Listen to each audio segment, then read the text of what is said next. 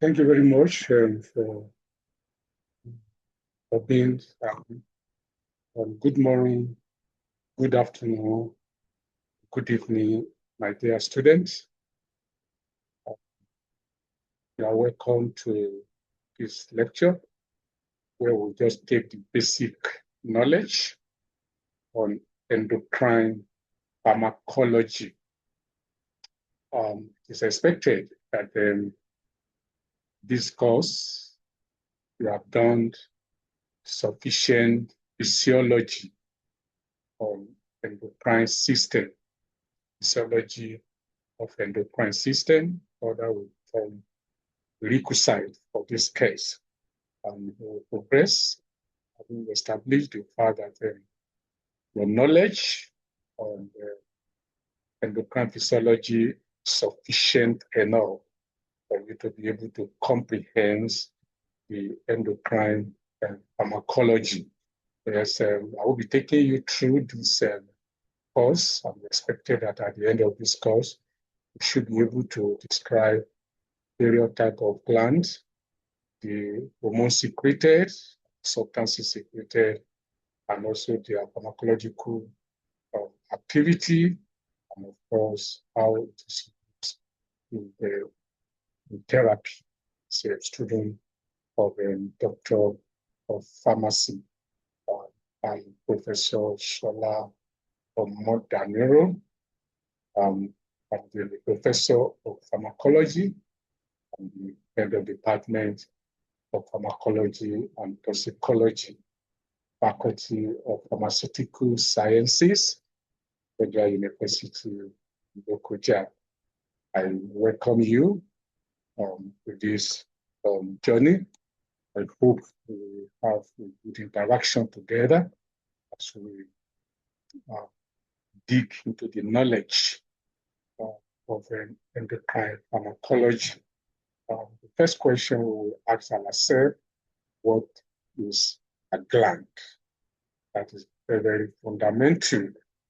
What is a gland? And by definition, we can simply say a gland is an organ which produces and releases substances that perform a specific function in the body. It is my own definition of a gland. And there are two types of glands. Number one, endocrine glands, which are ductless glands, and they release the substances that make hormone directly into the bloodstream. That is endocrine gland. And the second type of gland is known as exocrine gland. A good example, sweat gland and lymph nodes. These exocrine glands are not considered part of the endocrine system because they do not produce hormone, and they release their product through a duct. So, this is the two types of gland that we will pay our attention to because of this study: endocrine gland and exocrine gland. Yes, let's pay some little attention to exocrine gland. Exocrine gland secretes substances through ducts onto our body surface. And the exocrine gland can be found in many different organs and have many different functions. Exocrine gland secretes sweat from the sweat gland, the tear from the lacrimal gland, and then saliva from the salivary gland, milk from mammary gland, and many more. Let's look at the different type of exocrine glands. Many organs in the body use exocrine gland to function properly. An example of exocrine gland includes one, sweat gland.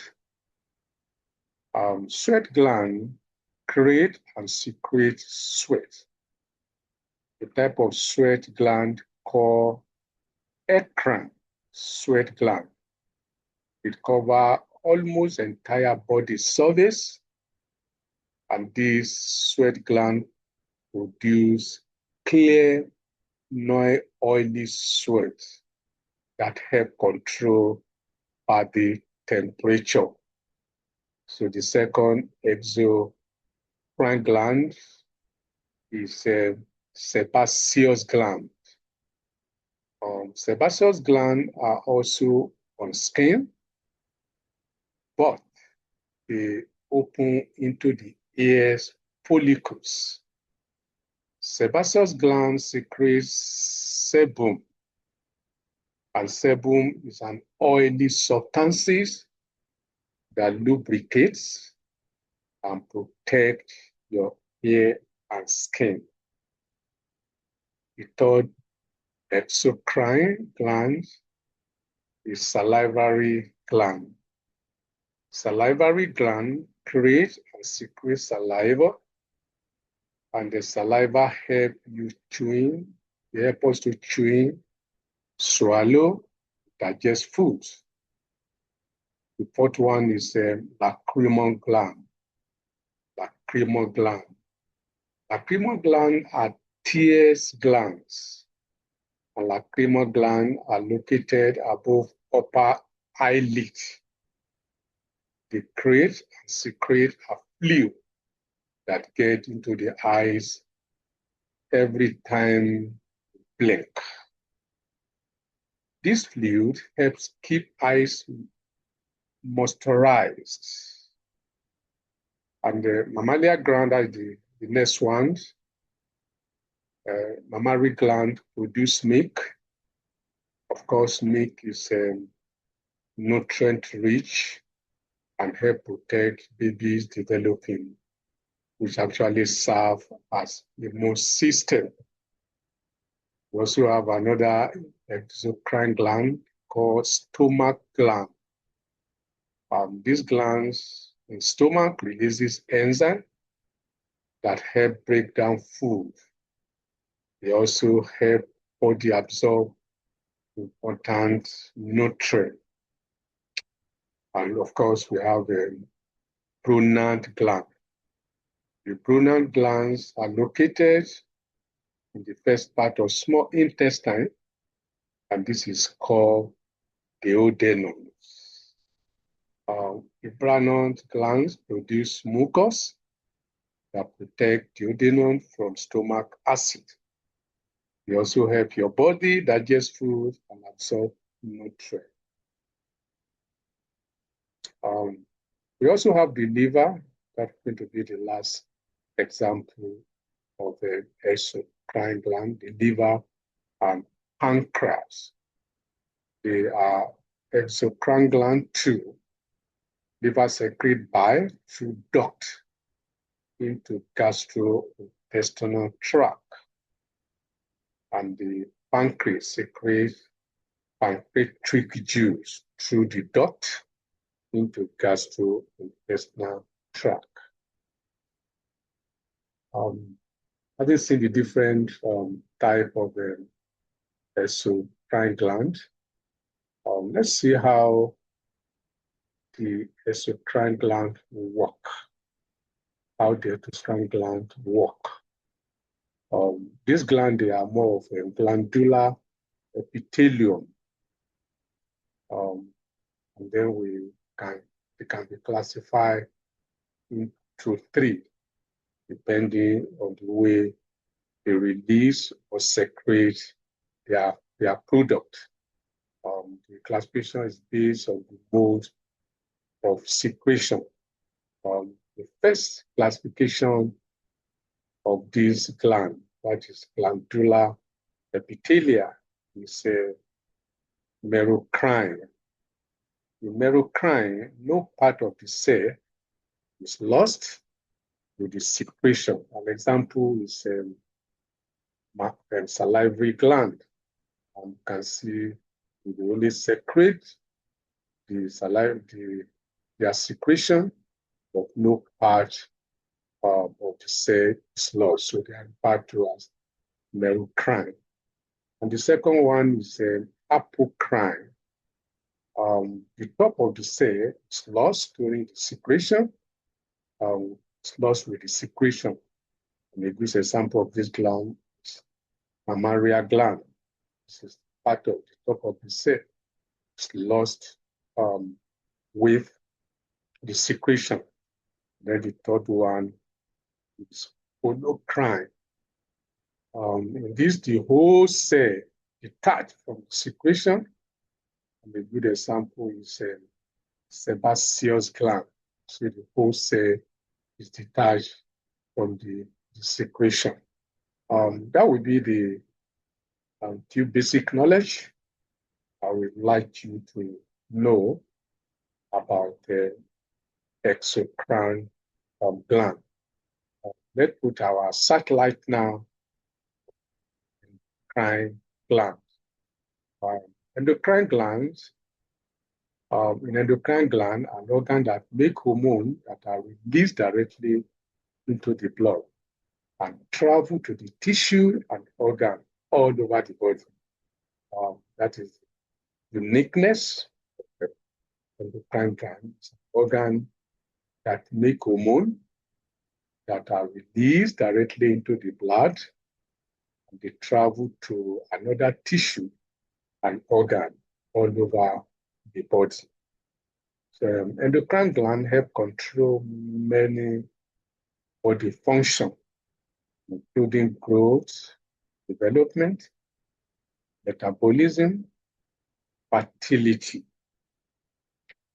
Some examples of endocrine glands are pituitary, thyroid, and adrenal glands. What is the difference between exocrine gland and endocrine gland? Of course, we have talked about one is duct, one is ductless. So let's look at the difference between the endocrine gland and exocrine gland. The first difference is their ducts. The endocrine gland do not have ducts. So of course they are called ductless gland. The endocrine gland do not have ducts, while the exocrine gland have ducts. So that's the first difference between endocrine and exocrine.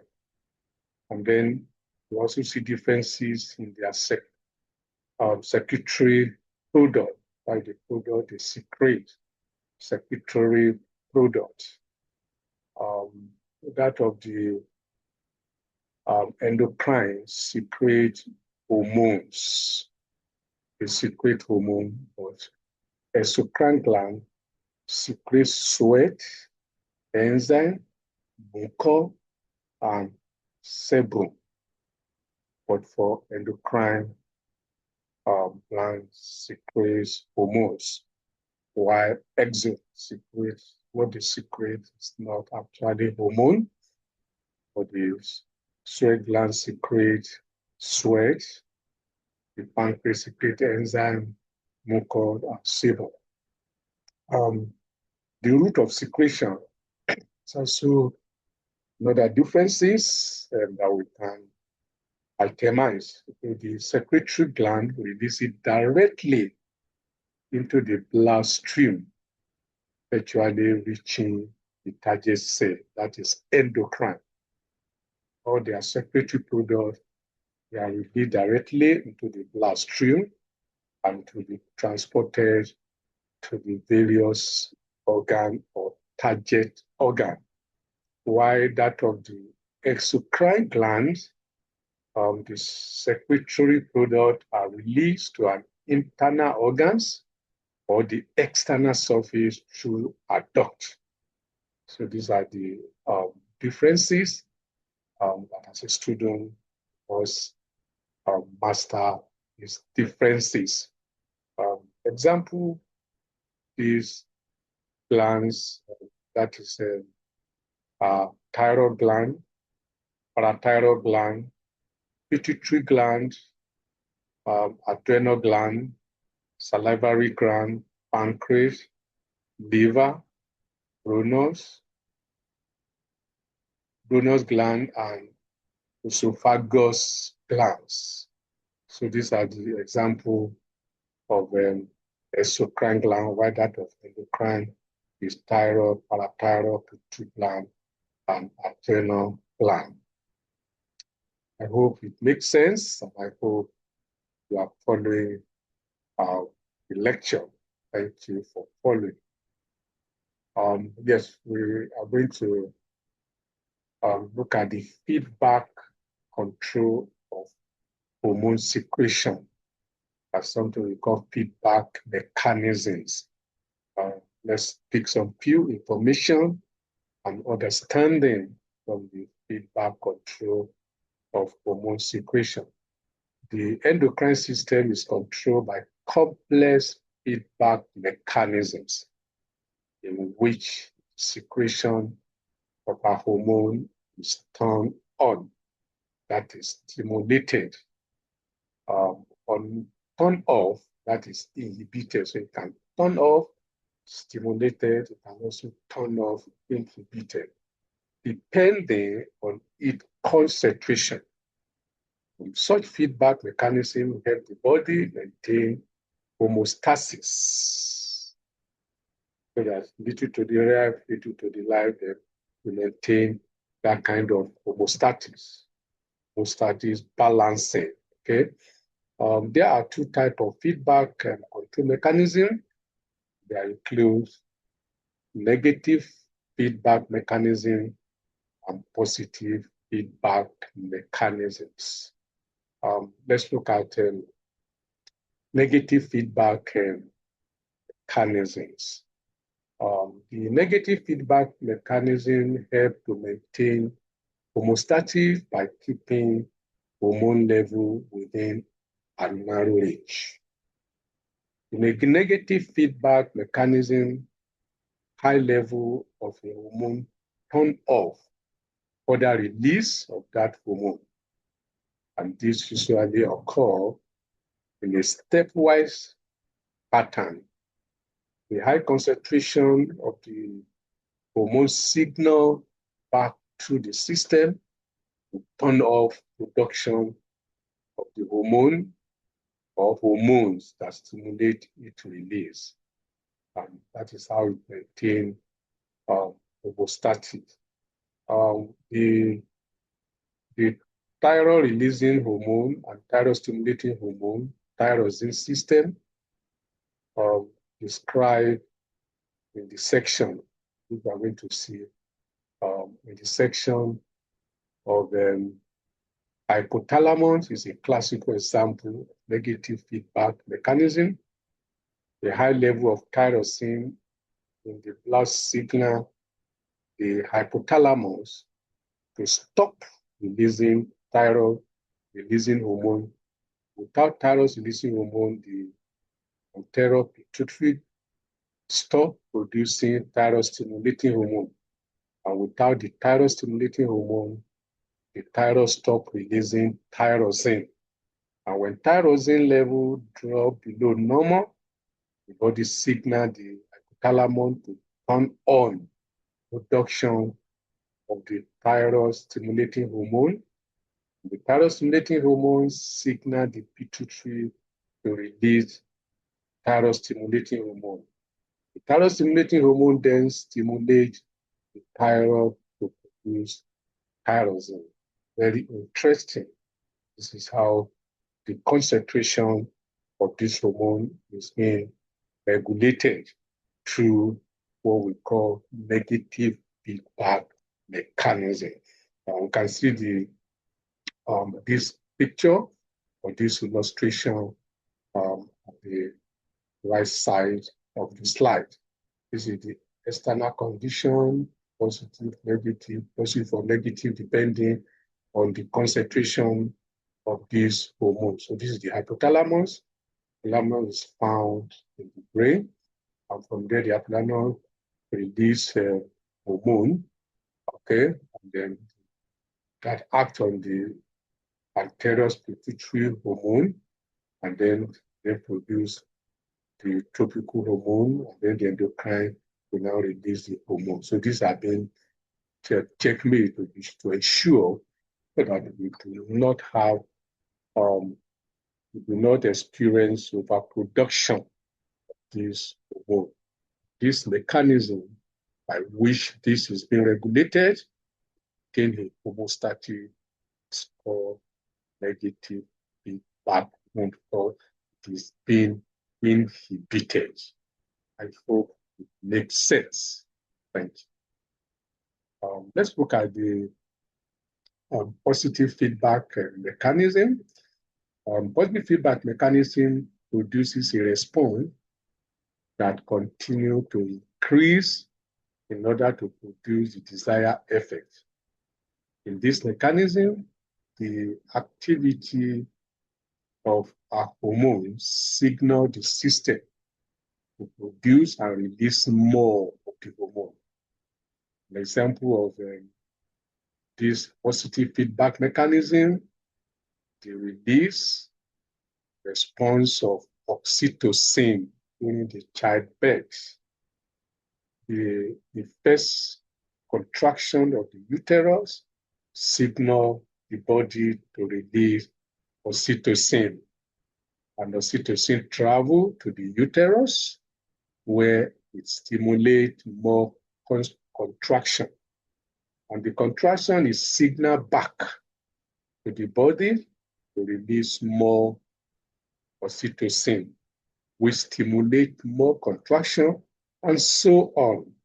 So the feedback loop continues until the child is born. So the contraction stop, signaling the body to stop releasing oxytocin. So this mechanism by which sufficient hormone, especially the oxytocin, as we have used as our example, is a good example of positive feedback mechanism. I hope you can differentiate between the two. One is stimulating and one is inhibiting. And all of them, they aim at maintaining hemostasis so that there could be that equilibrium. Thank you very much. I think we can proceed. I believe this makes sense, and I believe we have the better understanding. So we're going to look at the major endocrine glands of the mammals. That is human being, animal, all of those things. So we're going to look at the hypothalamus, pituitary, the pineal, thyroid, parathyroid, thymus, pancreas, adrenal, gonal, which include the ovary, testes. Some non-endocrine organs also make hormones. Yes, these include stomach, small intestine, kidney. So the placenta of pregnant mama has endocrine function, what we call HCG. It is produced hormone that cleanse, nutrient, fetus, and ovarian processes. Yes, so we can appreciate these different glands in our body. This is thalamus. From the hypothalamus, we have the pituitary gland, then thyroid. We have the thyroid gland, Also have the parathyroid gland. That gland is the major, and then the parathyroid gland. Then on the adrenal gland, this is our adrenal gland.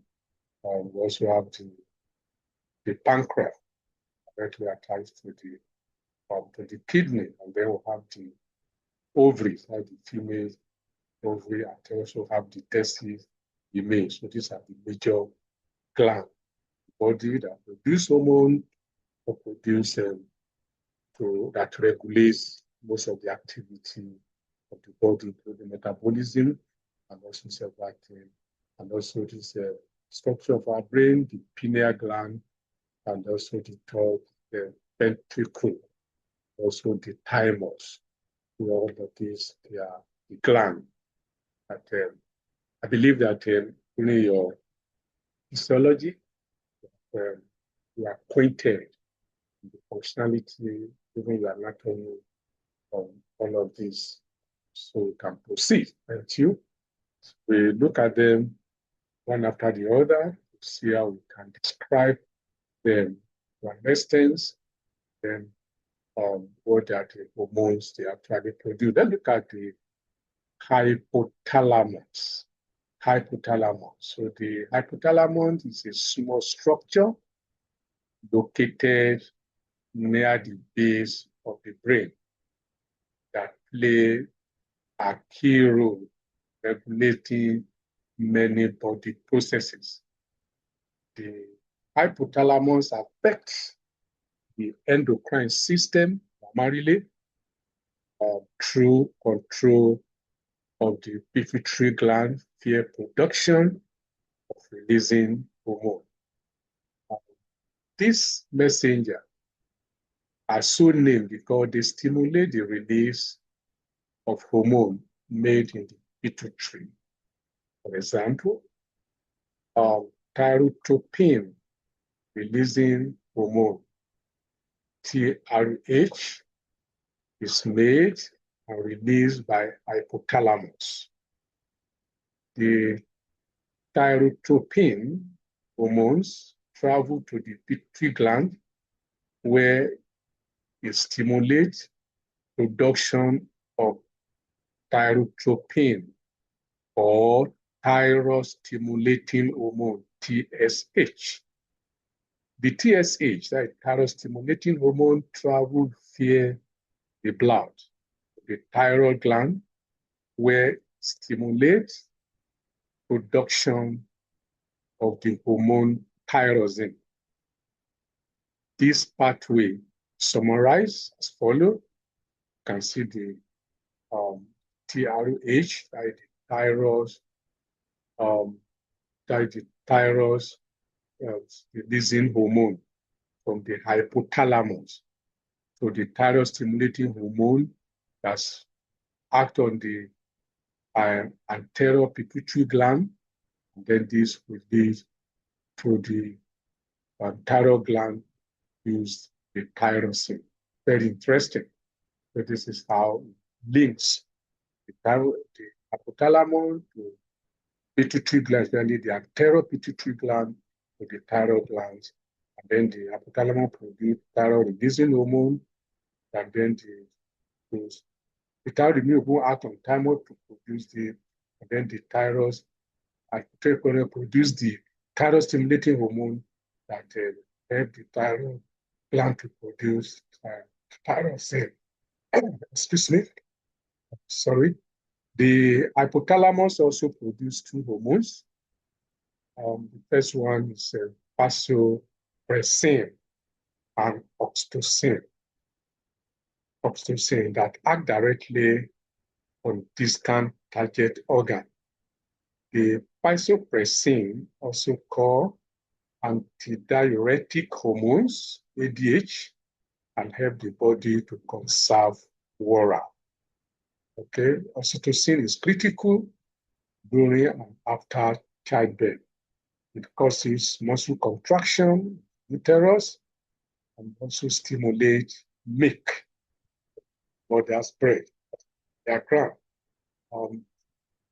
Though produced by the hypothalamus, all the hormones are stored in regulated by pituitary gland. I hope this makes sense, and I hope it's understandable, well simplified. Hope so. Thank you very much, student. Let's also look at the pituitary gland. The pituitary gland is a small oval structure under the brain. It has two parts, anterior lobe, the posterior lobe. The pituitary reflects the activity of many other endocrine glands because most pituitary hormones are made in the anterior lobe. And the anterior pituitary is often called the master glands of the body. Please take note of that. How are you? I will underline that note. I'm taking any note. Growth hormones, DH, prolactin, adrenocorticotropin hormone, ACTH, thyroid stimulating hormones, follicle stimulating hormones, luteinizing hormones are among the many hormones used in the anterior pituitary. Student, you need to master this. What are the hormones produced in the anterior pituitary hormone? Simply growth hormone, prolactin, adrenocorticotropic hormone, thyroid stimulating hormone, follicle stimulating hormones, and luteinizing hormone, among many other hormones produced by anterior pituitary gland. So the posterior lobe of the pituitary does not produce hormone. Please take note of that. Does not produce hormone. It is merely store and release the hypothalamus hormone, vasopressin, and oxytocin. That's what it does. Nearly all the anterior pituitary hormone act on specific target tissue or organ.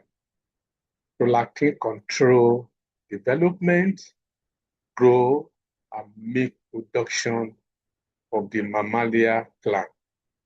ACTA stimulate the adrenal gland to produce steroid hormones such as cortisol. Let's take note of that, such as cortisol. The thyroid stimulating hormone prompts the thyroid gland to produce tyrosine. And then follicle stimulating hormone and luteinizing hormone together induce the gonad, that is the ovary and the testes, to make sex hormone. This, I'd like you to pay very special attention to this classical and articulate information that will always guide you to discuss effectively endocrine pharmacology. Thank you very much. Then let's also look at the other gland, the pineal gland, the pineal gland.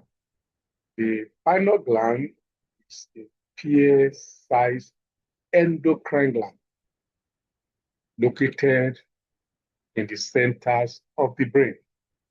The pineal secretes the hormones, melatonin. So the line that secrete the hormone called melatonin, which help maintain the body daily sleep and wake cycle. And the pineals produce melatonin in response to change in light. Of course, many of you, while you fall asleep, is when the light is off. Of course, that's also immediately the sun sets, sleep becomes more melatonin is being released by the pineal gland. And when the retinas of the eye detect light, melatonin production is inhibited. This helps maintain wastefulness So that's interesting. When the environment gets blue dark, the melatonin production stimulated, and this causes the body to prepare for sleep. Because the pineal gland does this job. Our next point is a thyroid gland. So the thyroid gland lies both sides of the trachea in the neck. The two lobes are connected by an stimulus, resemble the letter H and butterfly shape. Thyroid-stimulating hormone from the pituitary glands stimulate the thyroid to make thyroid hormone. Thyroid hormone has two forms, thyroxine and triiodothyroxine. Thyronine, beg your pardon. Triiodothyronine. The main task of the thyroid hormone is to regulate the body metabolisms. Overproduction of the thyroid hormone causes conditions known as hyperthyroidism. Hyperthyroidism. The increase in thyroid hormone causes the metabolic rate to skyrocket and often producing heart problem, heart intolerance, and weight loss. Another production of the thyroid hormone causes hypothyroidism, characterized by a general sluggishness of the mind and the body. Common signs include fatigue, cold intolerance, and weight gain. Hypothyroidism in infants, though treatable, can in some instances cause severe intellectual disability, slow growth resulting in dwarfism. The most severe form of this is the condition cretinism. Cretinism. The thyroid gland also make calcitonin, a hormone that lower blood concentration of calcium and phosphate when they rise above normal. The calcitonin activity counter the action of the parathyroid hormone, which increases blood calcium and phosphate level when they are too low. I hope this makes sense. I hope you follow. Yeah, let's look at the parathyroid hormone, which is a smaller fragment of the thyroid gland.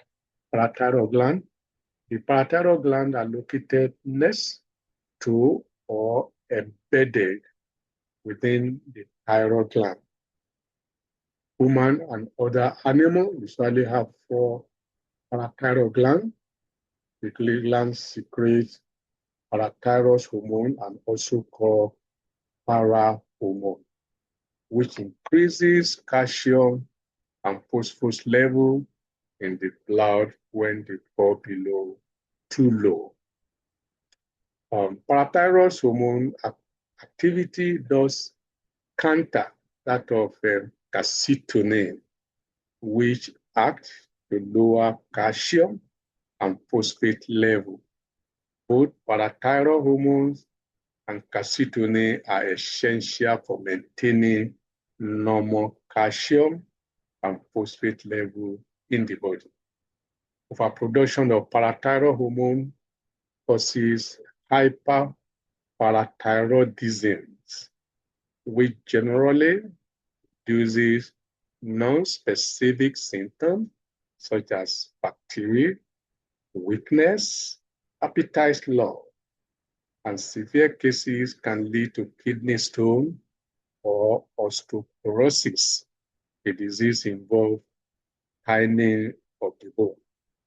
And underproduction of this hormone causes hypoparathyroidism, which may cause severe muscle cramping, twitching.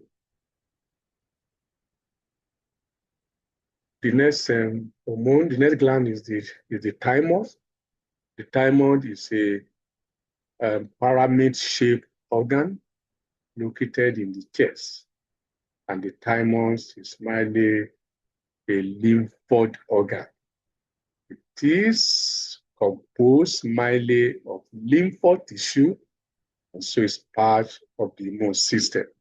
However, the thymus also contains some endocrine tissue that produce several hormones that help stimulate T cell production. T cells are type of the white blood cell that is essential to the immune system. And the two best studied thymic hormones are thymosin and thymoquetin. The thymus is very active during infancy and childhood, gradually shrinks in size and blends after puberty.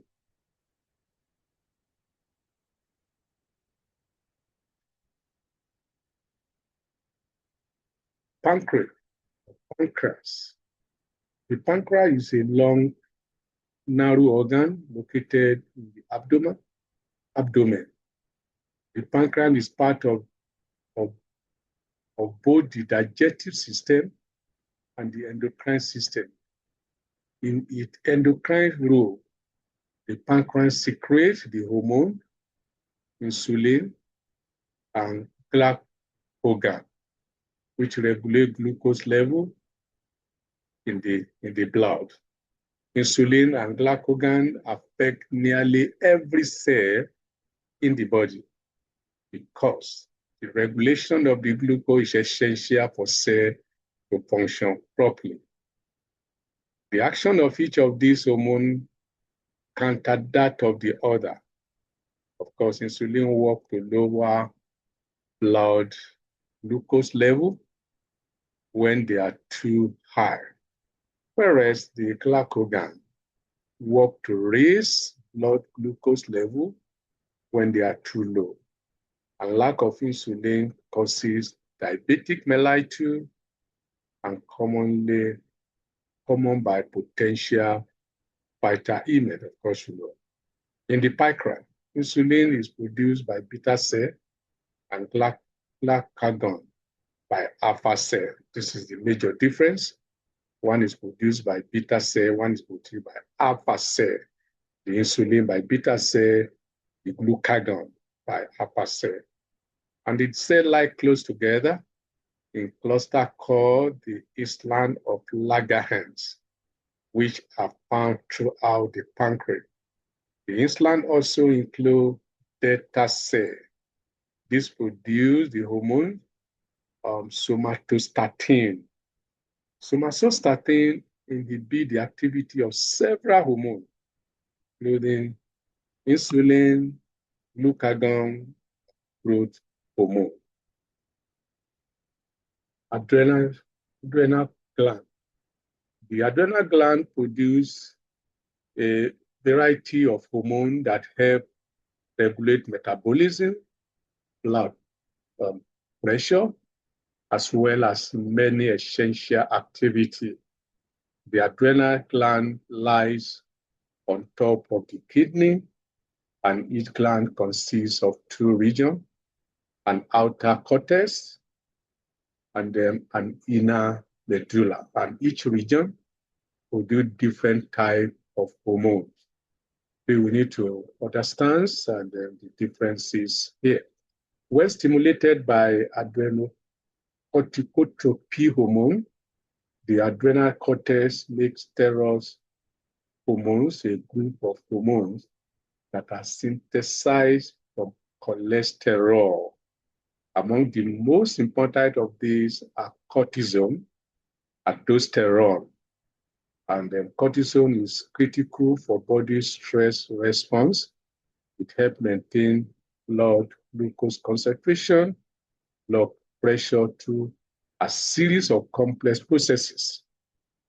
Cortisol also help Cortisone also have powerful anti-inflammatory and anti-allergic action. And aldosterone help regulate salt and water balance, which help maintain normal blood pressure and fluid volume. Gonad. The gonad, the ovary, the female, and the testes in the male comprises they make steroid hormone that controls sexual development and function. Production and release of this hormone is controlled in both male and female by two anterior pituitary hormone, follicle stimulating hormones and luteinizing hormone. These hormones work together to regulate the gonad. Luteinizing hormone is also known as interstitial cell stimulating hormone, or ICHL. In female, follicle stimulating hormone, luteinizing hormone are activated each month as part of the female reproductive cycle. Together, they stimulate development of an ovary, follicles under the influence of follicle stimulating hormone and luteinizing hormone. The follicle grows until it bursts and releases its egg. The ovary also produces estrogen, a steroid hormone that influences development of females' secondary sexual characteristics, such as body form, and then the voice pitches. The ovary produces estrogen as a continual basis.